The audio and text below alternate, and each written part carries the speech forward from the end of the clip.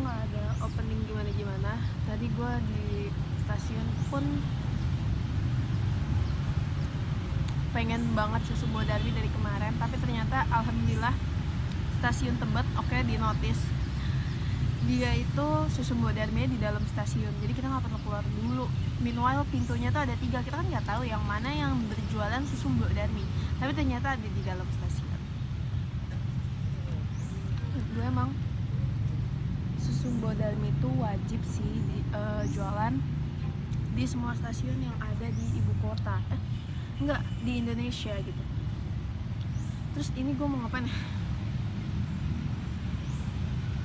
Sebenarnya gue mau bikin konten kayak jujur banyak hal kayak dewasa ini tuh kita terlalu banyak topeng, terlalu banyak ekspektasi, terlalu banyak menjadi diri yang disukai orang lain gitu. Tapi apakah diri kita menyukai diri kita? Who knows? Dan gak ada yang tahu seberapa banyak manusia yang udah kehilangan dirinya untuk memenuhi ekspektasi orang lain. Jadi di umur yang 22 tahun ini, ada orang lewat nih kan. Kalau misalnya ada orang lewat kan gue gak tahu mau merespon apa. Ya udah kita lanjut aja karena nggak kenal. Terus habis itu di tahun ini pun gue merasa banyak banget bertumbuh. Iya, kayak apaan aja, emang udah tua. Tapi yang jelas ada perubahan di tiap tahunnya gitu. Dan di tahun ini gue mau bikin video dan membahas beberapa hal yang gue tuh hidup dengan banyak banget prinsip ya, untuk menjadi orang yang disiplin atau budidaya budaya dari keluarga sendiri gitu yang dibawa. Tapi apapun itu yang menjadi jati diri kita sekarang bukanlah sesuatu yang murni dari diri kita sendiri gitu. Karena kan kita juga seperti spons yang meresap banyak hal gitu dari orang lain, orang di sekitar maupun genetik sendiri. Tapi yang jelas beberapa hal bisa diterapkan di sebuah lingkungan, tapi di lingkungan lain itu belum tentu bisa gitu. Nah sekarang ini kayaknya openingnya 2 menit ya. Terima kasih banyak. Gue akan membacakan beberapa topik yang mungkin bisa banyak orang gak setuju atau menjadi topik diskusi yang seru untuk teman-teman bahas. Yang pertama itu adalah gak semua orang tua harus dimengerti. Tabu sih emang, tapi tuh real juga gitu. Kayak kita tuh penting juga batas antara berbakti sama menjaga keluarga sendiri. Ini banyak banget di beberapa kondisi. Gue tuh tipikal yang hormat banget sama orang tua, tapi ada di sisi lain yang mungkin gak sejalan gitu. Dan beberapa hal yang berbeda pandangan itu kita bisa pelan-pelan untuk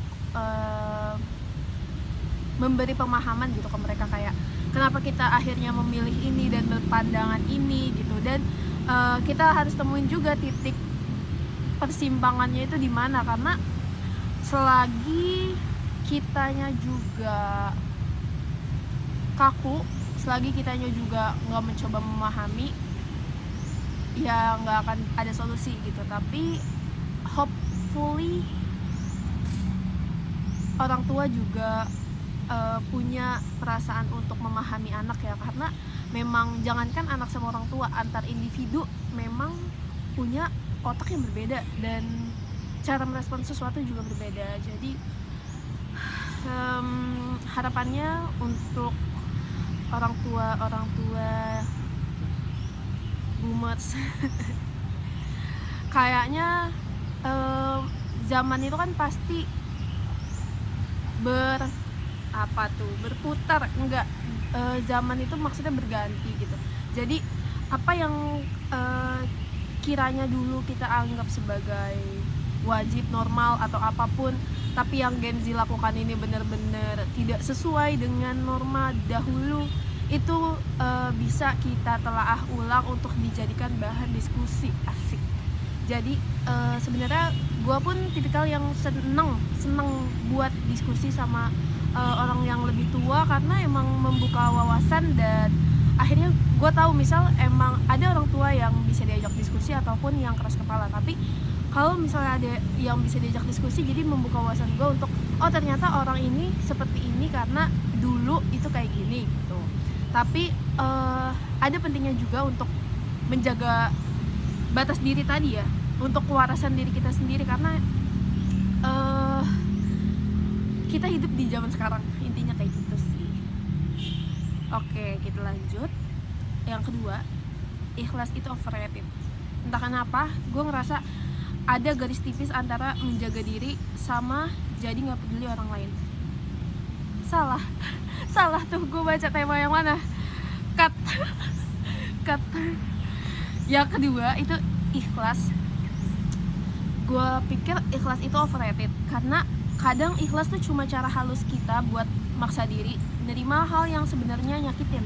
Kayak yang gue rasain kadang tuh ada beberapa part di hidup gue yang sakit sih, maksudnya hal buruk yang menimpa diri kita gitu, tapi akhirnya gue tuh buru-buru untuk oh yaudah ikhlas, karena emang semuanya punya Allah, dan apa sih yang kita cari, maksudnya kalau notifikasi.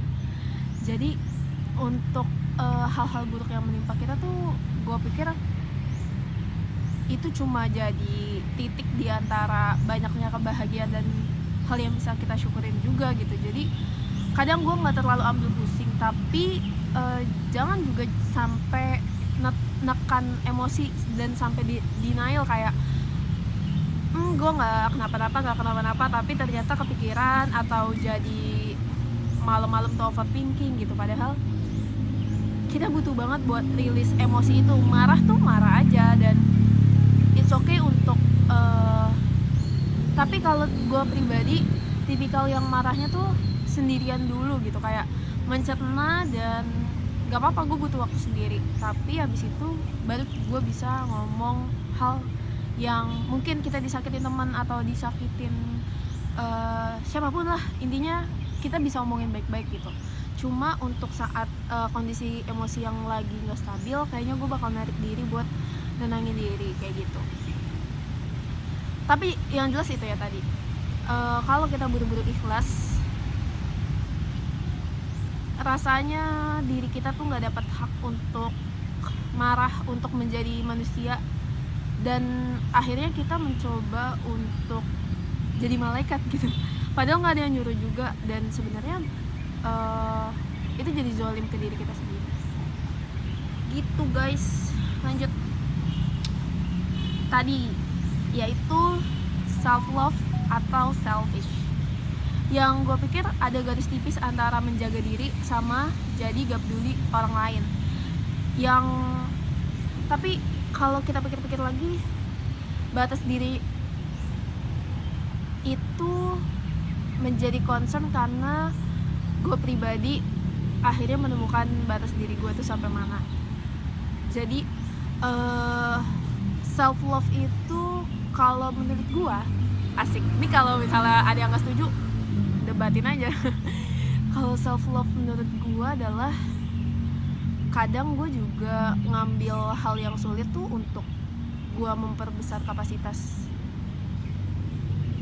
diri gue untuk menerima pressure sejauh mana. Tapi gue pun tahu kalau misalnya udah hal yang emang bener-bener bikin gue nggak waras, atau temen dekat gue tuh tahu banget kalau misalnya gue lagi banyak tekanan, gue bakalan yang orangnya ngangong. Apa ya bahasanya, pokoknya tuh kayak bengong, diajak ngobrol bengong, diapain juga bengong, kayak nggak cuma bengong tapi ngobrol pun sebenarnya masih bisa nyambung. Dan kalaupun sama orang yang nggak terlalu dekat pun gue bisa aja terlihat baik-baik aja gitu, tapi ke teman dekat gue tuh banyak yang gue nggak bisa bohong juga, mereka tahu kalau gue lagi banyak tekanan. Jadi itu batas diri gue. Kalau misalnya gue udah mulai ngelindur kayak gitu, kayaknya gue bakal, sumpah dari tadi gue salah megang mic guys, ternyata micnya ini bukan, ya Allah. Terus abis itu apa ya, ya itu sih. Tapi kalau misalnya selfish itu sendiri, gue ngerasa banyak self love yang salah, banyak selfish yang dibalut dengan self love. Itu kayak ujian tuh, namanya hidup pasti ada kan, tapi kayak takut mencoba atau kayak baru apa sedikit langsung ngeluh, langsung nyerah. Menurut gue selfish nggak ya, cuma lu terlalu manjain diri lu. Asik, kasar banget gak? Gue takut nih. Cuma kayak yang beberapa hal padahal kita bisa aja untuk ngalah dan kita nggak apa-apa, orang lain tuh lebih butuh hal itu gitu, atau orang lain tuh lebih butuh kita bantu. Cuma kadang kita udah berprasangka buruk duluan, udah menjaga batas diri terlalu ketat duluan. Kalau menurut gue pribadi, membantu orang yang gue nggak seneng tuh nggak apa-apa juga. Nggak apa-apa nggak ya? Tadi dulu, coba gue pikirin. Membantu nggak apa-apa sih sebenarnya. Yang penting gue available untuk bantu. Tapi gue nggak mungkin nggak ya? Kayak berperang dengan diri sendiri. Cuma maksud gue mungkin bisa dibilang nggak akan secara sadar untuk kayak gue egois, gue nggak mau nolong atau gue nggak mau melakukan ini karena tanpa alasan atau kayak mengedepankan emosional semata gitu loh. Ya udah sih gitu. Kalian pasti paham kok, kalian tuh lagi egois atau lagi cinta diri sendiri. Pada intinya adalah kalian melihat dampaknya dulu. Kalau misalnya dampaknya, kalau kalian milih diri kalian dampaknya baik untuk diri kalian, dan bukan cuma baik ya, cuma lebih tepatnya diri kalian emang lebih butuh dibantu gitu, oke, itu self love. Cuma kalau misalnya kalian ngerasa ya ini lebih baik gue aja yang dapat daripada orang lain gitu. Contohnya apa? Contohnya adalah kalau misalnya ada bansos dan dia tuh sebenarnya mampu, tapi udah gue duluan aja deh, gue keep gitu. Jadi apa ya, banyak hal sih kenapa gue mengambil contohnya bansos ya, gue nggak tahu. Apalagi ya, udah sih. Next dulu kali ya. Nextnya adalah gak semua mimpi harus dikejar. Gue ngerasain banget ketika jadi ketua BPM, dimana tuh semua ekspektasi orang tuh kayak lari-larian di kepala gue. BPM tuh harus gini lah, kayak kata menurut gue, lu aja yang mimpin BPM. Gak sih, maksudnya semua orang pasti punya ekspektasi dan doa baik ya, apalagi gue anggapnya sih seperti itu.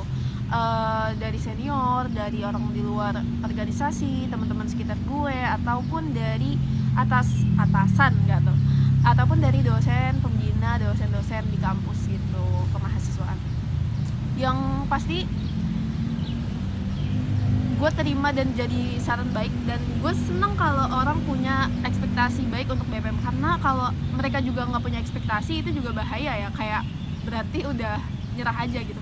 Cuma yang jadi kesalahan gimana kita mengelolanya. Kalau misalnya kita jadi overthinking, dan misal gue saat itu jadi nge-push anak-anak buat nyelesain atau ngelaksanain semua ekspektasi itu, kayaknya itu jadi jahat ya, karena gak semua ekspektasi orang itu harus kita jalan gitu. Kayak kita tetap jalan dengan baik dan menyelesaikan dengan baik pun itu udah menjadi suatu prestasi yang kita boleh puas gitu. Jadi orang tuh boleh berekspektasi, tapi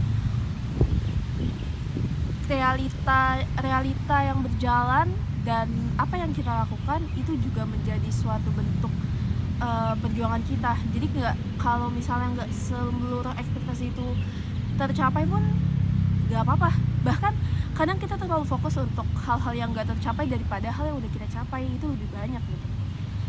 Nah itu juga kayak ada mimpi yang sebenarnya itu cuma warisan ekspektasi, jadi bukan keinginan asli dari diri kita sendiri ataupun dari orang lain. Jadi kadang warisan ekspektasi itu yang buat kita jadi, oh berarti gue harus kayak gini, padahal zaman berubah, kondisi berubah, orang-orangnya berubah.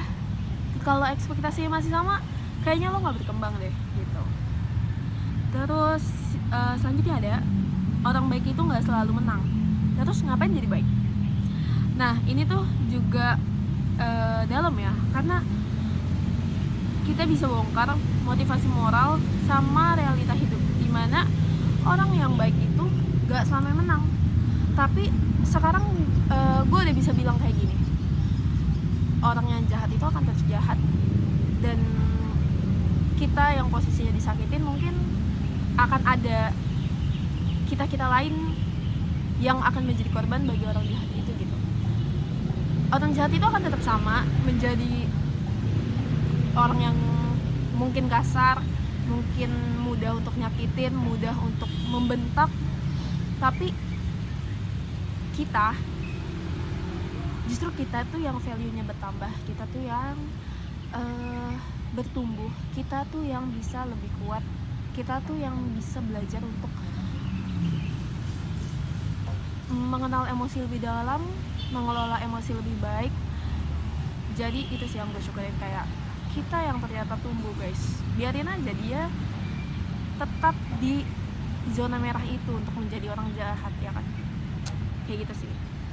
Terus untuk selanjutnya ada closure itu cuma ilusi. Kenapa demikian? Karena nggak semua cerita punya penutup rapi. Kadang kita cuma belajar hidup dengan gantung, tanda kutip. Kenapa? Gue pikir setelah adanya closure tuh kita bisa lebih tenang gitu ya. Tapi ternyata itu nggak akan ada habisnya lagi, karena dunia ini terlalu kompleks. Kita nggak pernah tahu mana yang benar dan mana yang bohong, ataupun apa kejadian sebenarnya. Yang jelas, tapi apapun yang terjadi, kalau kita udah ngelepasin semuanya ke Allah, asik. Apa sih? Tapi yang jelas emang semesta ini terlalu rumit sih guys. Gue juga bingung, kayak apa yang kita anggap jahat bisa jadi baik, apa yang kita anggap baik bisa jadi jahat, ya kan? Jadi kayak kadang gue akhirnya pun gak selalu menuntut ada closure gitu. Kayak apa yang gue anggap, misal gue anggap itu jahat, ya udah jahat, itu hal jahat yang gue alamin gitu. Tapi sometimes kalau ada waktu dan semuanya terbuka pun, pastinya akan membuka pandangan gue lebih luas. Cuma gue gak akan memaksa closure itu ada gitu, atau kayak gue menuntut orang itu untuk menjelaskan semuanya, itu enggak. Jadi apa ya, kayak gue melihat itu sebagai reaksi manusia aja. Kalau ternyata dia kalau kayak gini itu outputnya kayak gini, kayak gitu. Sedih sih emang, tapi ternyata apalah kita di dunia ini gitu. Maksudnya siapalah kita di dunia ini yang kita nggak tahu apa-apa, tahu. Kita tuh punya banyak banget keterbatasan yang kalian emang ngerasa kalian udah sempurna. Maksudnya dalam artian gini deh, secara fisik mungkin kita ngerasa sempurna gitu, otak juga lengkap, semua hal sehat, tapi ternyata kita tetap punya batas untuk ternyata emang banyak hal yang masih nggak kita ketahui ya gitu. Dan selama ini dengan ketidaktahuan itu pun kita tetap hidup guys. Jadi kenapa kita harus maksa untuk tahu semua hal, dan kenapa kita menuntut closure untuk pada akhirnya gak akan bikin puas juga gitu. Jadi biarlah waktu, biarlah dunia ini memberikan penutup itu sesuai waktunya, sesuai urutannya, sesuai porsinya di kehidupan kita. Asik. gue seneng nih kayak gini nih. Terus apa ya, ada lagi, produktif itu candu yang disembah. Kalian setuju dengan saya? Jadi ada yang disebut toxic productivity atau hustle culture dan rasa bersalah saat istirahat. Dan ini benar sih, dan gue ngerasain banget ketika bener-bener semester 7 itu jadi ketua BPM. Asik nih, ketua BPM mulu nih. Tapi intinya saat ketua BPM itu gue banyak banget mengerjakan hal apapun, dan karena gue terlibat di semua proker, terus juga PKM jalan, kampus jalan, kerja jalan, jadi kayak gitu. Dan ketika gue istirahat, kayaknya gue bukan gak berhak istirahat, tapi otak gue tuh terus aja mikir, oh iya ini abis ini nah itu sih toxic productivity. Kayak kenapa ya, kenapa kita merasa bersalah saat istirahat, padahal itu fitrah manusia untuk tidur. Allah tuh menciptakan malam itu untuk tidur, tapi malam kita ini digunakan untuk begadang gitu. Itu kan sebuah kezaliman pada diri sendiri. Ya intinya yaudahlah. Tapi yang jelas gue udah mengurangi kegiatan yang memang ternyata nggak perlu banget untuk kita, bukan nggak perlu banget, tapi kita menyesuaikan skala prioritas termasuk kesehatan diri gitu. Jadi jangan sampai forsir produktif itu bikin kita sakit, bikin kita kehilangan diri. Cuma itu yang justru menjadi pelajaran. Gue pun gak memandang itu sebagai hal buruk, karena dengan itu gue tahu batas diri. Karena sebelumnya gue pun sempat beberapa kali bertanya-tanya gitu dengan diri saya, kenapa saya tidak pernah sakit gitu. Kayak menantang ya, tapi sebenarnya emang iya sih, maksudnya penasaran aja, kok gak pernah pingsan ataupun sakit gitu. Cuma oh ternyata ini titiknya gitu. Jadi kayak oke, setelah ini kita turunkan kegiatan-kegiatan yang kita cukupkan gitu. Alhamdulillah selesai dengan baik ya hal itu yang padat banget 6 bulan terakhir kemarin. Tapi alhamdulillah sekarang kita akan mulai bab baru, bab hidup yang baru, bab dengan menjalani hidup dengan sadar, dengan waras, dengan tahu konsekuensi apapun yang diambil gitu. Terus selanjutnya, gak semua pertemanan layak dipertahankan. Jadi kayak ada loyalitas tanpa batas gitu, overrated sih. Gak semua pertemanan layak dipertahankan tuh kayak gimana ya dipertahankan? Kayak yang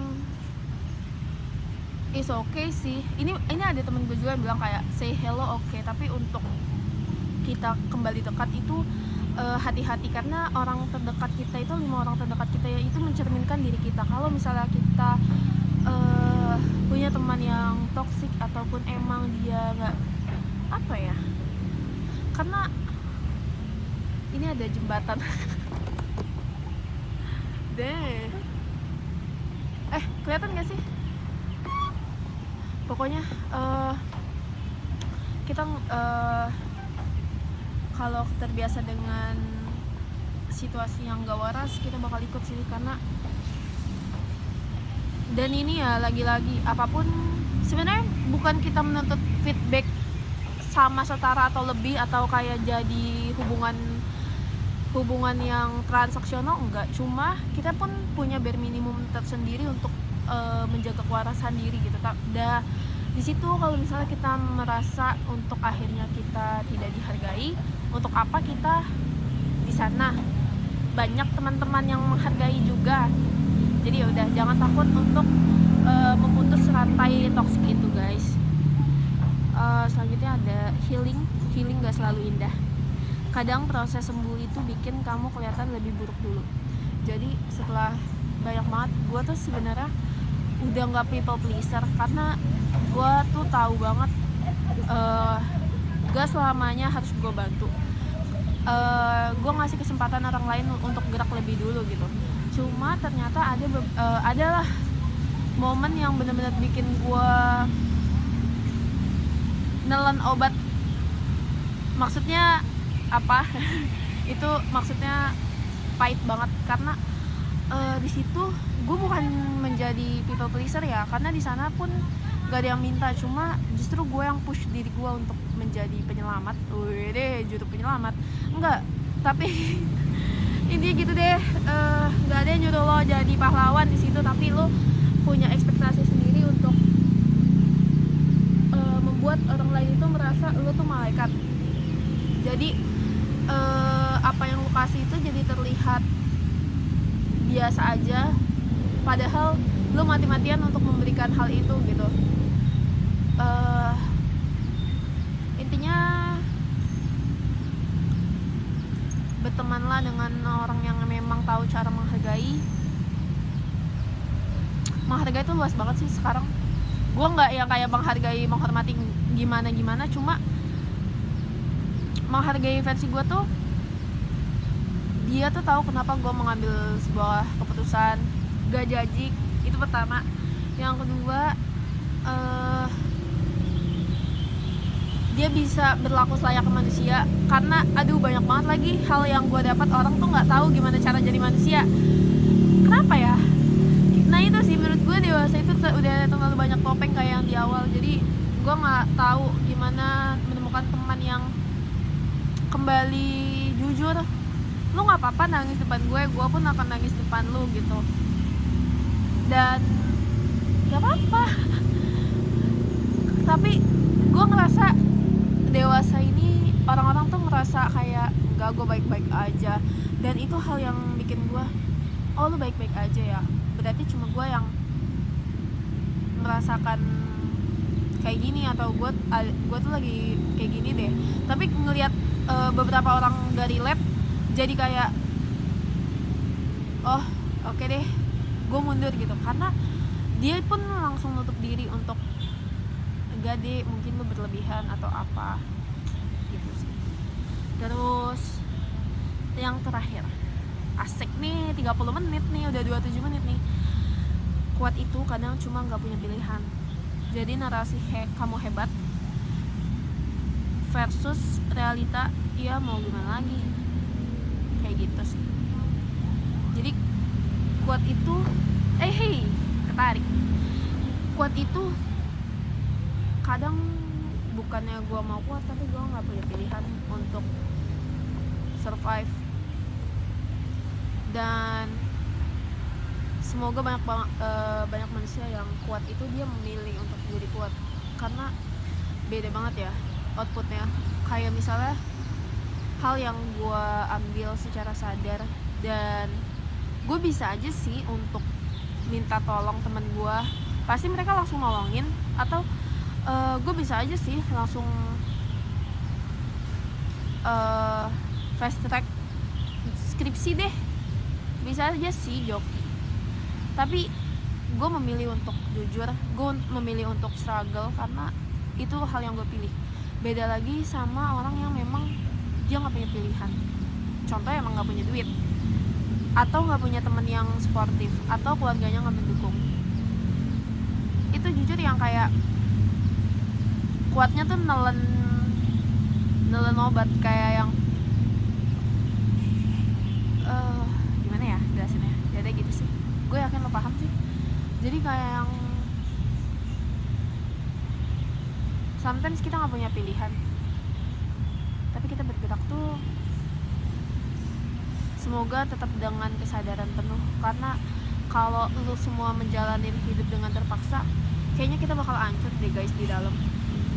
Sumpah, kalau misalnya kita terus nyalahin pilihan itu karena nggak ada, kayak kita bakal hancur di dalam. Kita bakal ngerasa dunia ini benar-benar nggak adil, meskipun iya,